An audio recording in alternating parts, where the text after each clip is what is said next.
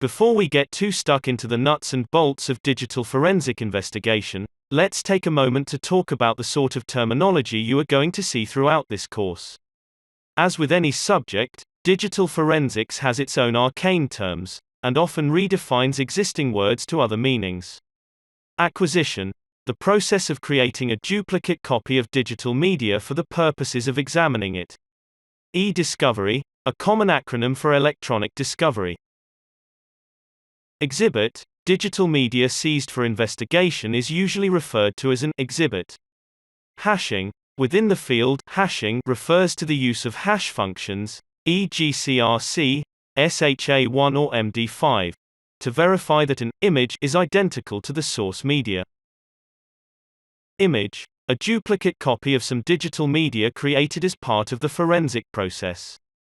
Imaging, synonym of acquisition. Live analysis, analysis of a piece of digital media from within itself, often used to acquire data from RAM where this would be lost upon shutting down the device.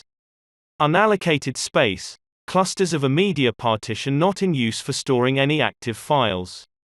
They may contain pieces of files that were deleted from the file partition but not removed from the physical disk.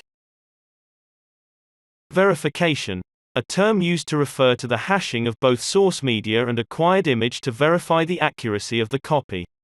Write blocker, the common name used for a forensic disk controller, hardware used to access digital media in a read-only fashion.